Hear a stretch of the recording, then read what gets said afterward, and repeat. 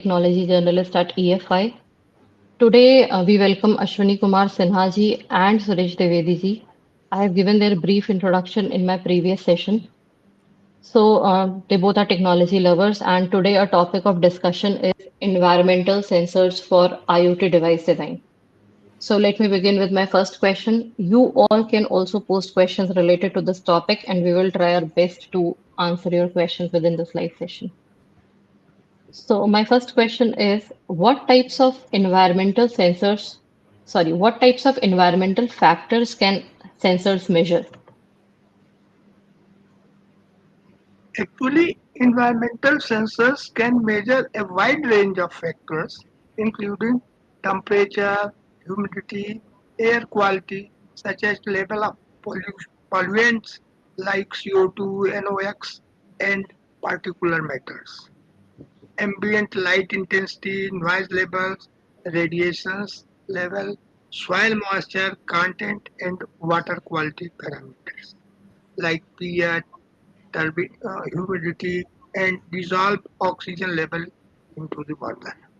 Additionally, some advanced environmental sensors can measure factors like atmospheric pressure, wind speed and direction, rainfall, ultraviolet radiation levels, and even biological parameters such as microbial activity or presence of specific organi- organisms.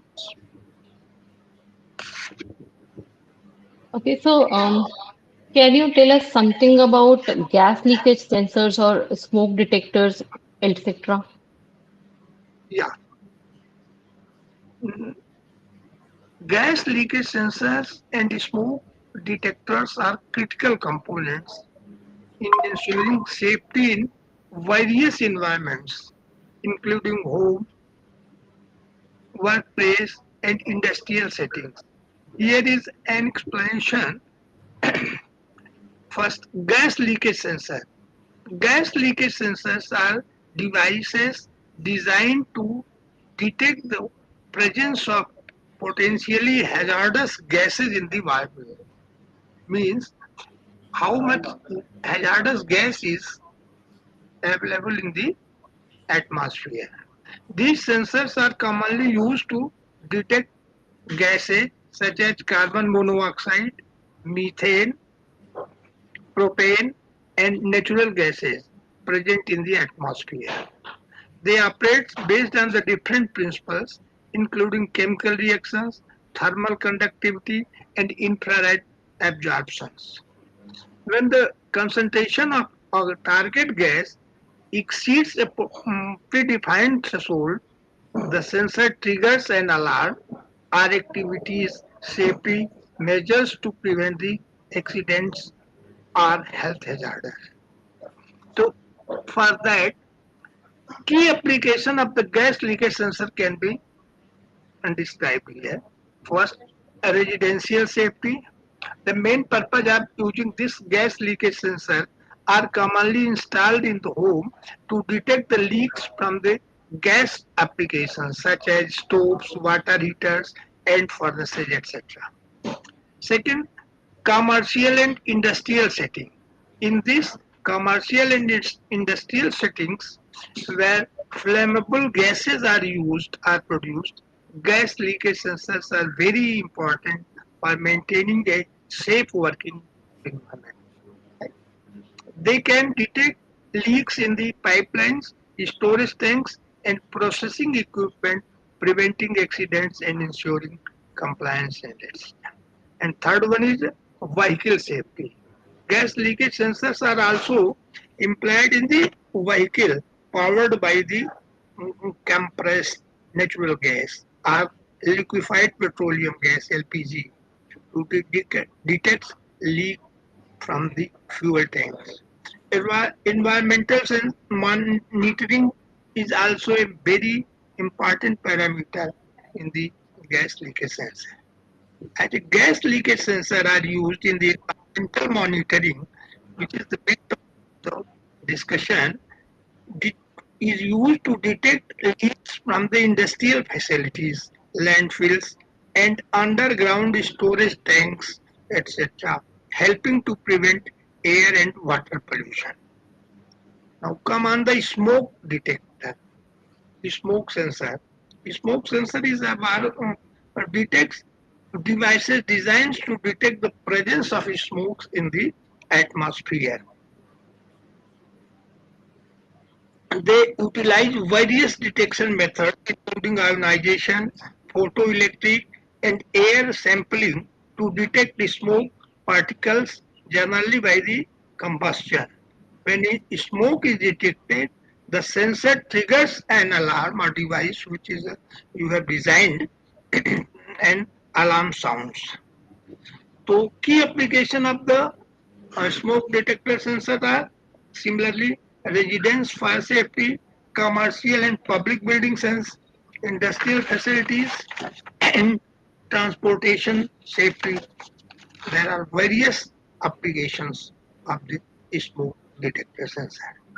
In the transportation safety, smoke detector sensors are also employed in aircraft, trains, ships, and other forms of the transportation to detect the fire in the confined space and initiate fire suppression system or procedure. Overall, gas leakage sensor and the smoke detector sensors play a crucial role in the safeguard lives, property, and the environment by providing the early detection of the gas leak and the fire. That's Okay, so you talked about many applications of gas sensors. So can you please tell us that what are the gas sensors that can be used in domestic design? There are various types of sensor, such as MQ series. MQ series is a very huge demand and which application and which type varieties are. MQ series has various sensors such as MQ2, MQ4, MQ5, 6, 7, 8, 9. These are the series of the sensors, MQ series sensor, and these are the gas sensor. For example, MQ2 detect the various gases such as LPG, propane, methane, alcohol, hydrogen, etc. Right? And MQ4 is slightly different. It is designed only for detecting LPG, natural gas, such as methane. MQ5 primarily used for detecting LPG, natural gas, and coal gas. MQ6 sensitive for LPG, propane, and butane gas. MQ7 designed for detecting carbon monoxide and CO2 gas. And MQ8 is designed to detect the hydrogen gas. MQ9 is used to detect the carbon monoxide as well as the flammable gases such as methane and LPG. Similarly, MQ135 detects a wide range of the gas including ammonia, benzene, alcohol, smoke, CO2 and VOC, volatile organic compound, etc. These are just a few examples of the MQ series of the gas sensors. Each sensor is labeled with the specific model number MQ2, MQ4, such as for example, you can see here, this is the MQ6 gas sensor. This is the another gas sensor, this is the MQ3. Similarly, and the same gases are also available in the module. Here, amplifiers are also used. Here, in this, there is no amplifier. But in this amplifier is only three outputs are available and you can take output from this one. When smoke comes, that it output goes high and this module is very useful for designing the any electrical alarm or any triggers. So these are various types of the sensor available in the various type of sensor like this one. So these Okay. are the MQ series of sensor and these are Mhm. very useful for the domestic purpose or anywhere you can use where the use of gases is there.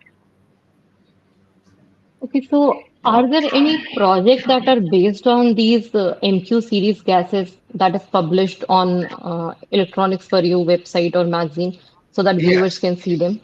yes, we have published so many circuits in the electronics PRU, but mainly we remember two circuits. One is kitchen security alarm using MQ2 sensor in the electronics PRU magazine June 23 issue.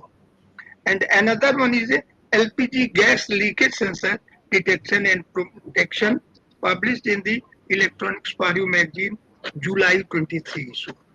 So you can refer that one for if you are interested for designing any other. Okay. So, what were the factors the design engineer consider while designing sensor-based devices?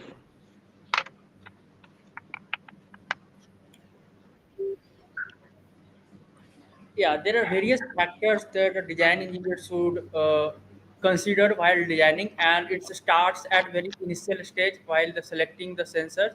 And the first factor that he need to think about is where he are going to deploy the sensor, whether it is a he's going to make an industrial grade project, whether he going to make it for the outer environment project, or whether it is indoor environment project, or whether it is going to deploy near the coastal regions. So based on the kind of use you are going to do it and where you are going to deploy it, the sensor selection will be changed accordingly. Suppose that I am going to make a pollution IoT pollutions system where it can monitor the pollution at different area in the city. Then we can use environmental sensor like particle measurement sensor, uh, uh, that is compatible with according to those environment, and that can handle the outer environment outside the road.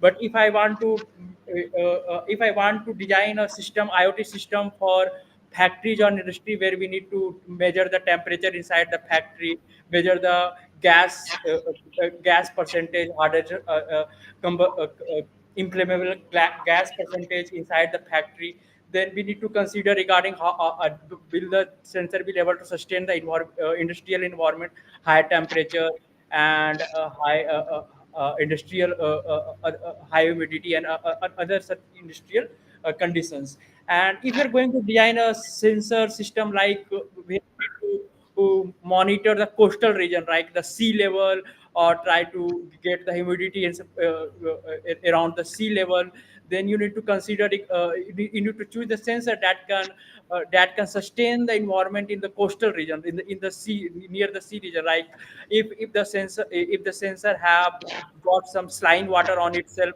then it will able to sustain that thing. If the sensor get lots of humidity due to the sea evaporation, that then sensor will able to sustain that condition.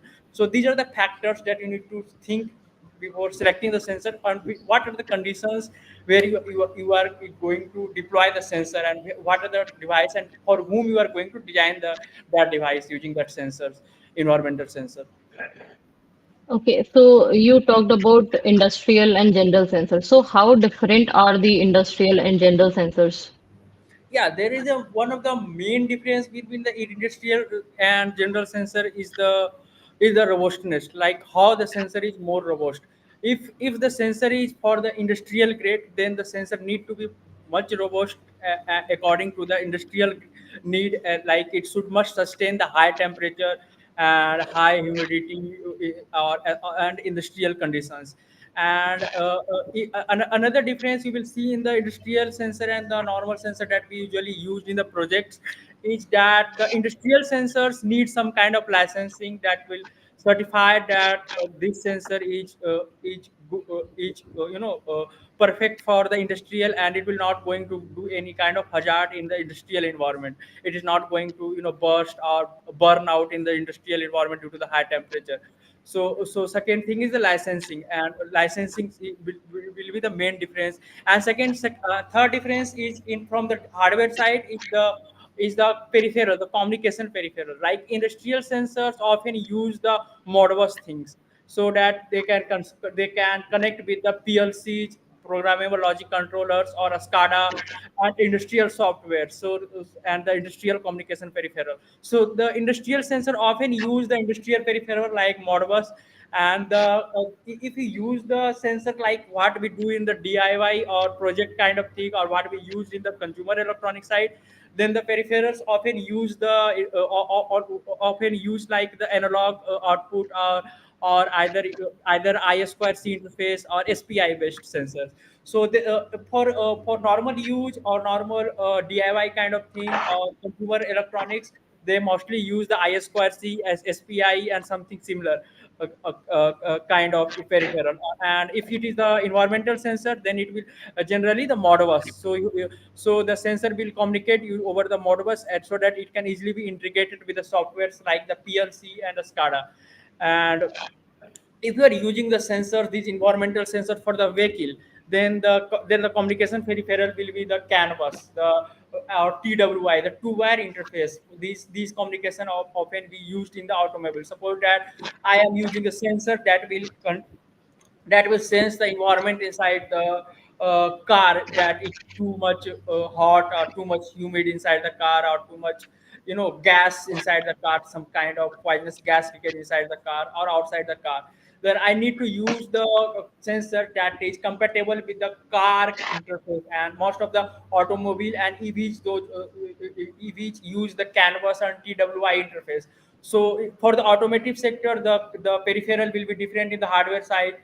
So if you are designing the sensor that is for the automotive sector, then you need to choose the sensor for those canvas based sensor. If you are going to use the sensor for the environmental side, if you are going to deploy it for the industrial environmental sensor, then you have to choose the sensor that have the Modbus peripheral, that can be compatible with the SCADA and the PLCs, and able to communicate with those industrial softwares.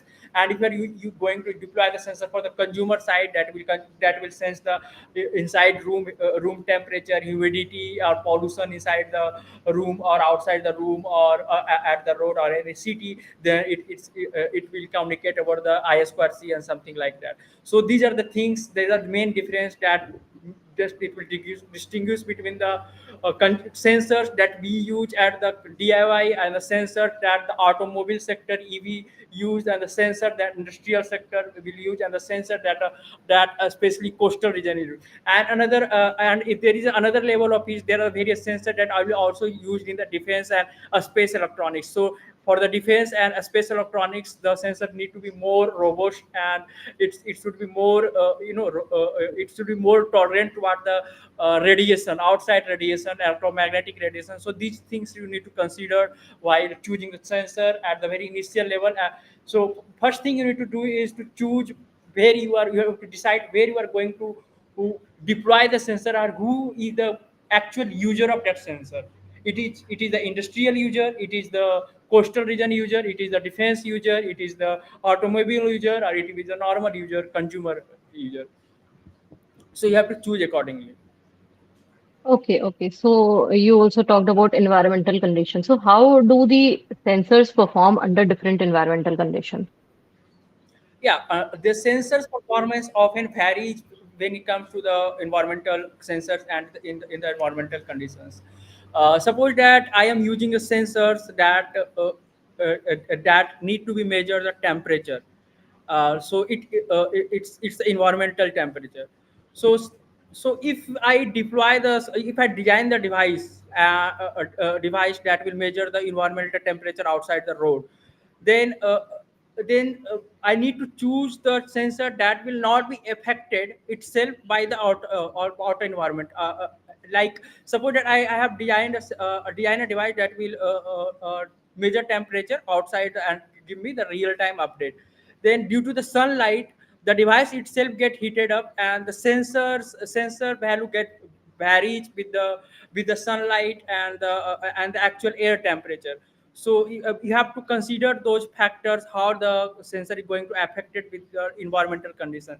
So if I am using the humidity sensors for the coastal region where the humidity is very high, then we have to select the sensor that have the range of that have the capability to sense the range of ups and downs of the humidity up to that range that is around the coastal region.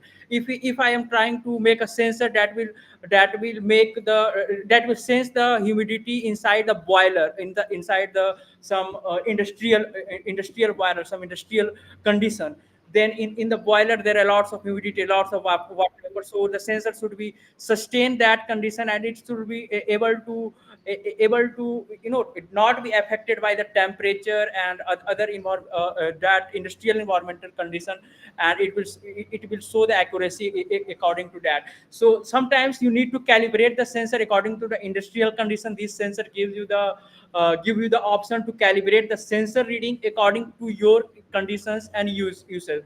But sometimes there are some sensors that give you the AI capability that use the AI thing to automatically calibrate itself according to the environment. And there are some sensors that you need to pre-select according to the specifications where you need to do it. So it's like I have said in earlier session as well, that you need to check it at the very initial state, who are going to be the product user, who is the user of your product, and what condition he are going to use your product in. This is the first condition that you need to think, and you to select the sensor accordingly. And as I have already told, it's best to use the AI based sensor currently, because those AI will automatically calibrate itself and give you the more accurate data. So these are the my points of view on this. Okay.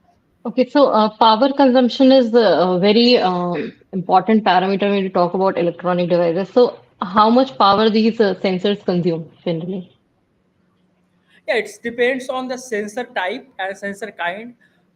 If you are using the sensor for the wearable electronics or the small miniature devices, or for the consumer usage, then most of these sensors like the particle measurement sensor, some of the sensor like BMP 280, BME 280, or some of the particle sensors like BMV 080. This is a very small size particle sensor by Bose, and the few sensors by ST Microtronics. So these are the few sensors that will actually it gives you the air pressure reading, the temperature reading, humidity reading at very small amount of current, around 10 to 30 milliamperes, or ranging between the 100 milliamps. These are the smaller. But if you go beyond these normal consumer sensor to the industrial grade sensors that you will use, that will actually work on the Modbus, then actually they consume little bit more power, because they have to be they have to be robust, and their circuitry is little bit complex than what we used in the normal daily life, than in the industrial region. And their communication peripheral, as I have already told, is the different, like they use the Modbus communication peripheral. Then the electricity power consumption in those industrial grade sensor will automatically become little bit high. And but currently the technology developing, and there are few industrial grade sensor that will sense the industrial environment, humidity, temperature, pressure without any batteryless, by harvesting the energy, like I've told you in the earlier session.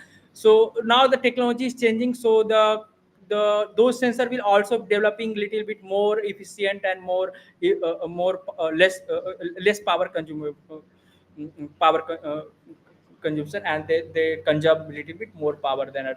And if you talk about the automotive grade sensors, then again they take little bit more power than what we use in the daily life, in the DIY designs, because they need to be sustained according to that environment. So it depends on the various regions, and it depends on the kind of sensor you are using.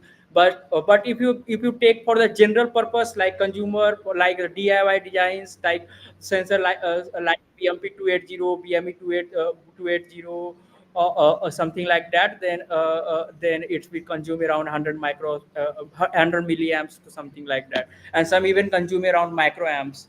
So it depends on the sensor. Okay, so how do we optimize the power consumption of sensors?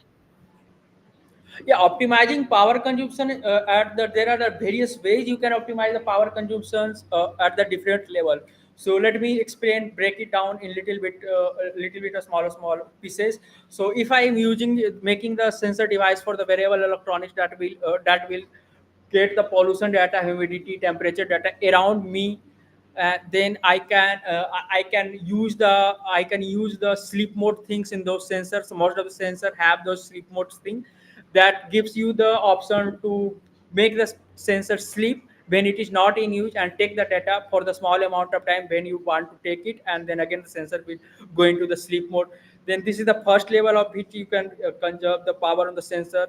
And second thing, if you are using it for the industrial or environment, then in the industrial environment, if the temperature is high, there are lots of radiation around it, then you can conserve the power consumption by harnessing those environmental power, by harvesting those environmental powers, rf or rf or the heat energy inside the industrial sensor, and harness those power and use those power uh, uh, to feed those the sensor, and make it little bit less and little bit more optimized and efficient device. Like there are few sensor I've already told, industrial grade sensor that is working on the industrial condition without any battery, totally by harnessing the industrial power, that it will harness the heat energy inside the industry or factory and convert it to the electrical energy and work without the battery. So these are the simple steps that you can use. And if you are I am using the wearable watch that will need to sense the environment, gases and other things.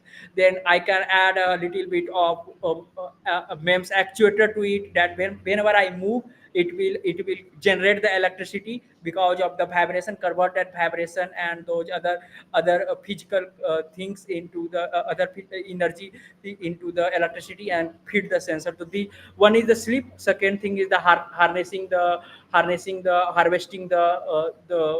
energy around itself. So these are the two things on which you can use in the design to make it more power efficient and optimize the overall power consumption of the whole device. Okay, okay. So, Suresh, do you want to say something about the power consumption of sensors?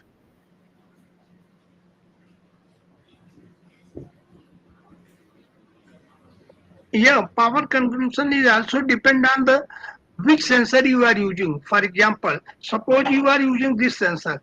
This is the PM sensor, and it naturally it will consume more power.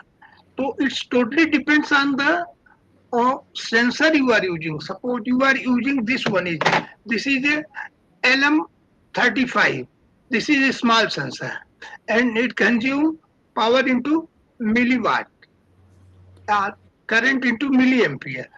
While this one is use more power, and this PM sensor is particulate sensor can used in normally automobile industry to install near the um, filter of the automobile, means car or domestic vehicle, to control the particular carbon particle the into the air.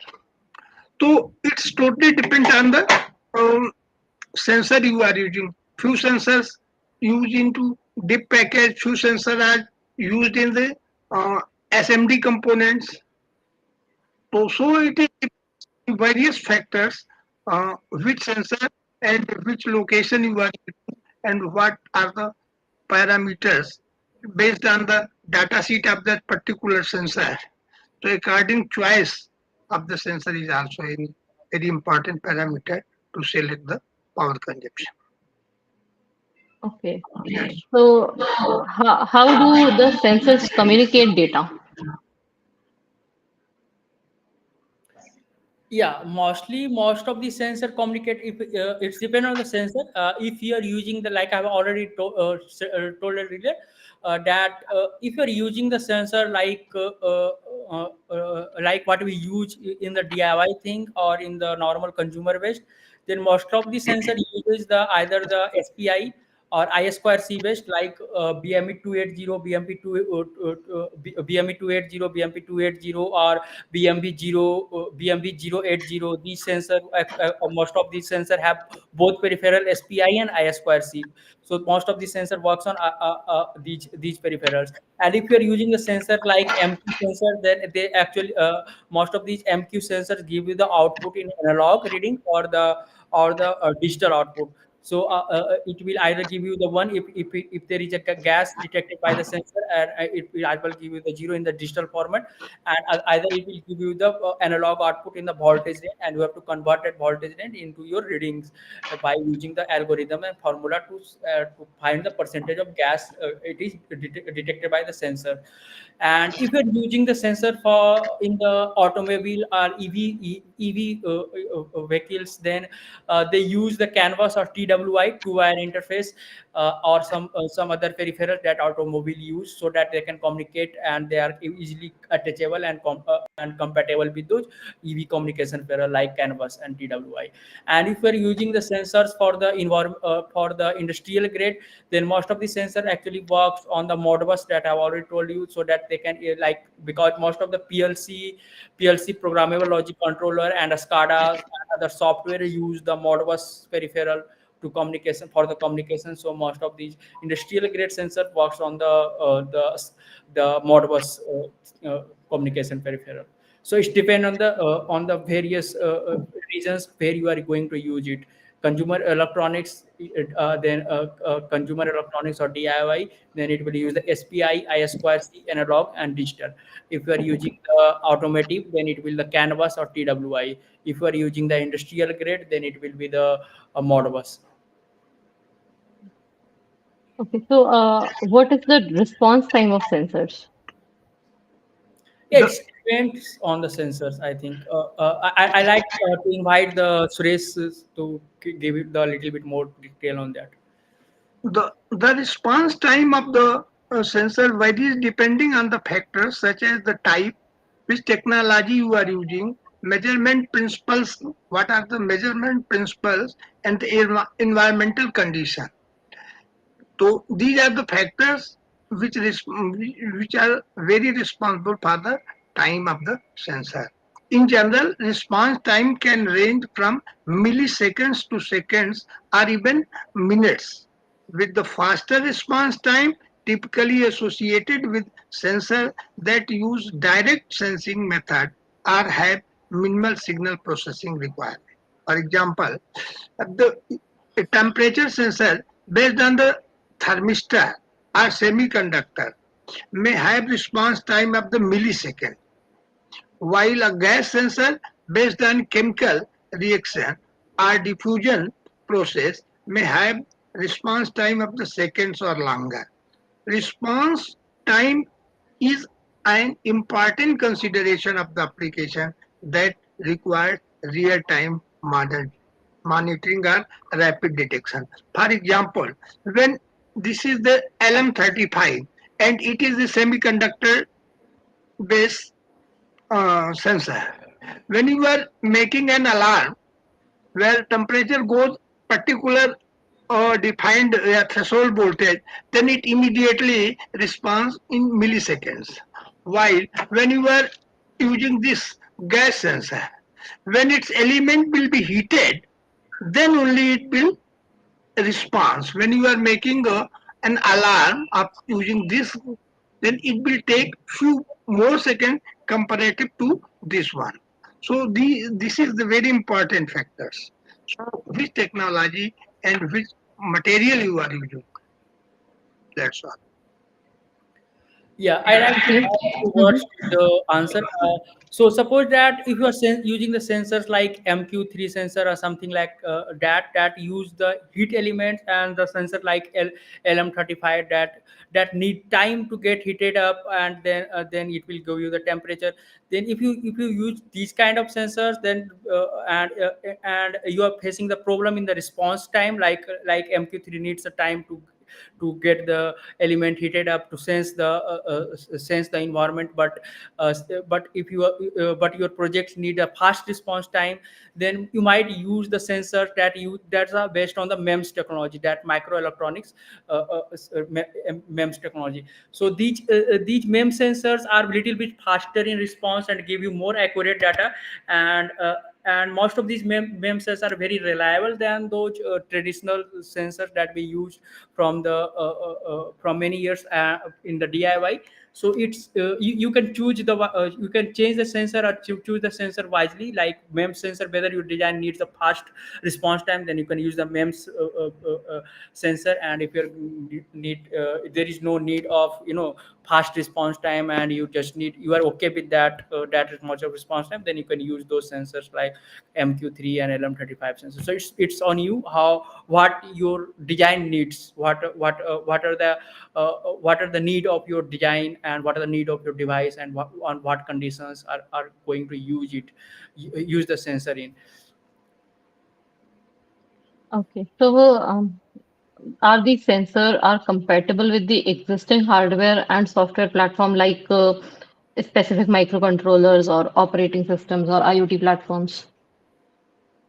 Yeah, so if you are using the sensors for us, like LM35 or this MQ sensor, they generally used the analog reading or digital readings. So most of the microcontrollers have the analog and digital readings, and most of the SoC processor have these readings. Then they are easily be compatible with all those. But if you are using the sensors like that use the I square C SPI thing, then few of the microcontrollers and might not have that peripheral, and might have limited peripheral for that. Then you need to check that thing. But most of the microcontrollers like ESP, 80 mega or AVR PIC have those SPI and I2C based sensor peripherals. So these sensors will work on those I2C and SPI based peripheral. Then they are compatible with those microcontrollers. But if you're going to use the sensor, industrial grade sensor, with these development board like Arduino and ESP, then it might not be compatible. You need to check the peripheral, because as industrial grade sensor use the Modbus, then Arduino might not have the Modbus. You need a in between device to that communicate, that convert those things. Then you need a in between converter to convert the reading from one peripheral to the other peripheral reading. Like and suppose that but there are few microcontrollers that gives you a wide range of support. Like there are a few chips of ESP that gives you a range of compatibility with the Canvas TWI, and also you can attach the Modbus module to it to get the sensor data, and also support the SPI and I2C peripheral. So most of the industrial grade sensors might not support the microcontrollers that you used in the design. There are certain other microcontrollers for the industrial designers. And if you're going to use the sensor for these microcontrollers that works on SPI and I2C, then they are compatible with those microcontrollers. So it depends on the sensor type. It's industrial grade, a space grade, or the automotive grade, or the consumer grade. So it depends on the grade, which grade of sensor, and the communication peripheral change according to the grade. And the the time of response will also change according to the peripheral, with the difference in the peripherals. Okay. So, what are the physical dimensions of these sensors? Yeah, suppose that you are going to make a device that don't need actually don't need the size to be compact. Then there are the sensors like MQ3 MQ series sensor or LM series sensor. They are around 1 centimeter to 2 centimeter from the height, as you can see. Suresh, can you show the MQ3 sensor, as you can see in the camera? uh, MQ Yeah, sensor. a physical dimension of the environmental sensor vary depending on the factor such as sensor type, packaging, and form factors. Sensor comes in the wide range of the sizes and the shapes. From compact surface mount device means SMD components and miniature modules to large standalone units for sensor arrays. Typical dimensions for the individual sensor can range from a few millimeters to the several centimeters in length, width, and the height. Factors such as enclosure materials, mounting options, and the environmental protection rating may be influence the overall size, weight, and the sensor. That's all. Okay, so my next question is, can these sensors operate independently or do they require a central controller? Yeah, most of the sensor depends. Actually, it is a sensor. Its work is to sense and transport the data. And later you need a controller modules SoC to program it, take the data and sense it and do the things as you want. So most of the sensor are dependent. They need a controller to control the sensor, to start the sensor, to stop the sensor, to process the data, to do the things steps according to your programs. And there are the sensors like MQ3. You can design the circuits around them to do the steps according to your needs. So most of the sensors are dependent, but there are now with the with the need of the time and with the development of the technology, now the sensor are becoming little bit more independent. Like there are few sensors that have its own SoC, and they have they have they have the built-in SoC to process the data, optimize. Like I've already told you, there are few sensors that uses the AI to optimize and automatically calibrate according to the need and according to the environmental conditions. So now sensors are becoming little bit more independent and are standalone with the course of the time, as per the need of the people and the need of the design. So there are few sensors that have the own standalone capabilities with the AI that can sense the data and give you the data according to that, and it will also do the other stuffs, and it will also give you some kind of more option to program it as well, the sensor itself. And there are the but most of the sensors you find in the market are dependable. They need a microcontroller or SoC or any kind of processor to process their data, and change the data according to their need, use the data according to the need. Okay, so what are the long-term stability and life expectancy of the sensors?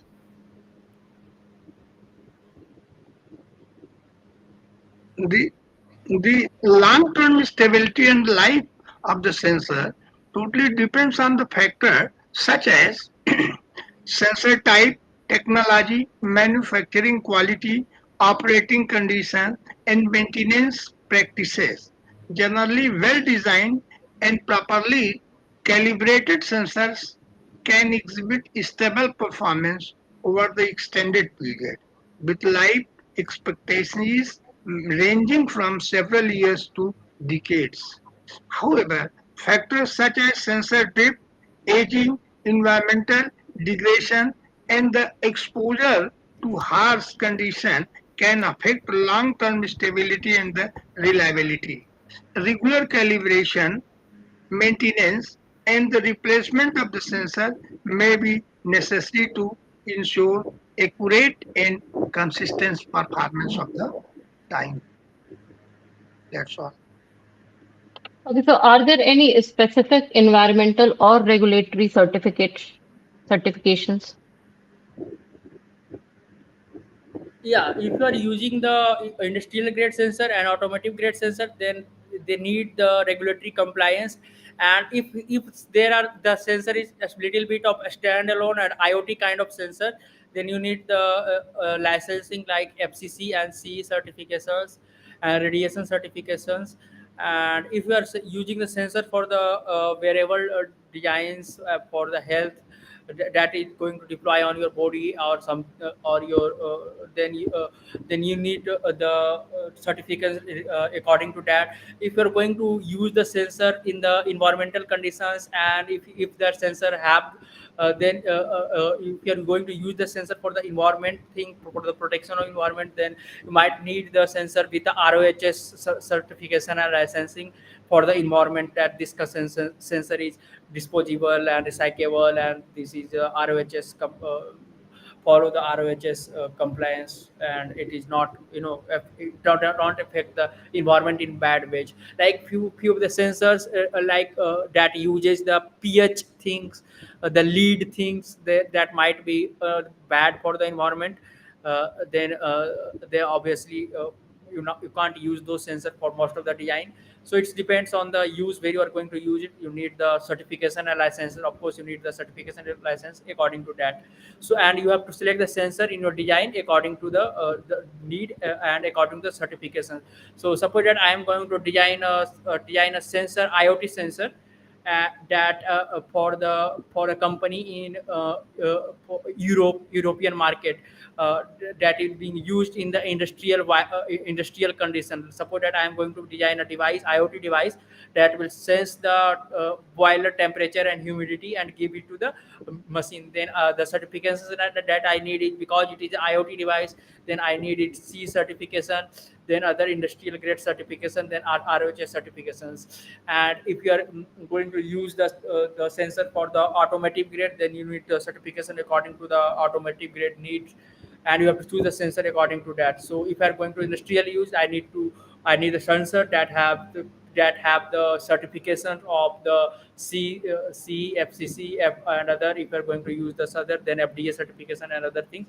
So it's depend on the need where you are going to deploy it, and you have to choose the sensor according to that certification that your design need in later when you design the device around them. Okay, so what is the cost per unit and availability of these sensors? The the cost per unit and availability of the sensor is also depend on the various factors such as the which type of the sensor you are want to install, performance and the specification, brand, which brand you are using. It is also very important. It increases the cost and decreases accordingly. So, and quality, which company, brand, and having very good quality, it also considered very important parameter for the cost cutting.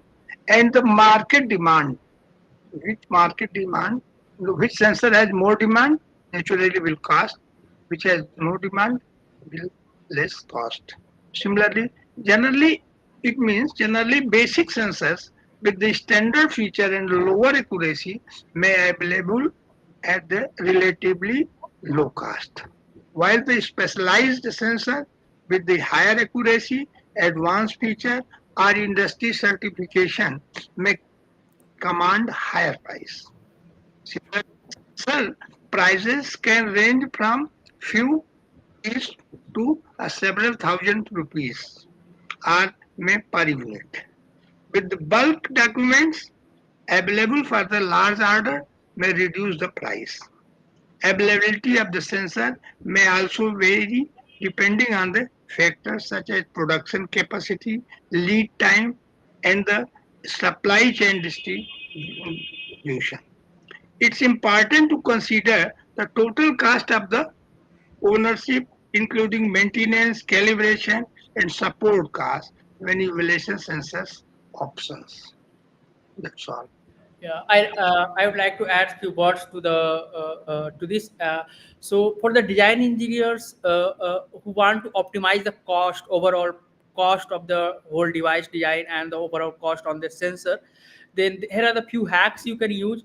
Like if you're if you're designing the prototype and later you need a higher volume of that sensor, then you can actually uh, use the online store thing where you can get the sensor at low cost, and then you can contact those store maker, because there are few different category of the sensor provider and sourcing thing. Like there are the few online stores that have very large volume of sales per month, and that give you the sensor at very low cost, because when you buy the sensor at large volume, then it will cost you less. So there are the few stores, online stores, that buy the sensor at very large volume because they have very large number of sales. And then you can use those online stores, search those online stores, and buy the sensor at very low cost, even in the smaller amount. So what store do? They source those sensor at very large volume, that gives it, that's you know takes them very a small cost, because they're buying at the bulk, and then give that benefit to the end user for a smaller volume, because they have buy that sensor at very low cost, because of the bulk quantity. But they can give the individuals a small amount of sensors at that rate, according to that. This is the one of the hack that you can use. You can search various online stores, and you can find what are the stores that have good sellings, and those stores often have very less price than the other. And uh, uh, and there is a third hack that you can use, is the kind of use that you are going to use. You can, like, suppose that I am going to use a sensor that don't need much response time, that don't need high accuracy. Then I can use a lower grade sensor that fulfill my need. Like, suppose that I am simply making a device that gives you the temperature reading of on above 100 degrees centigrade or something like that. Then you can use the small chips and ICs like something like that. If you are using the sensor for the where you not need a good response time, and it's okay with the late response time, then you can use the lesser cost sensors like MQ sensors. And if you're going to use the sensor where you need a high response time, then you can use the MEMS sensor, but they cost a little bit higher than the other sensor. So it's depend other. So this is another level of optimization, is that what are the huge purpose, and what are the features that you need in the sensors, and you can choose the sensor wisely at the initial level that fulfill your need, but at the lower cost. And second thing, you can search on the various online store that will but that will source the sensors for you at the bulk, and give you the benefit of that bulk quantity even in the smaller need, a smaller quantity need to the individual one. Okay, so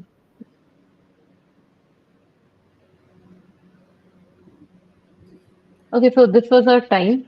Thank you, Suresh ji and Ashwini ji, for sharing such important insights, useful insights. So we hope that this was very helpful for our viewers. So you all can also post your questions in the comment section, and we will try to answer them in the next session. So thank you all for your time. Okay, bye.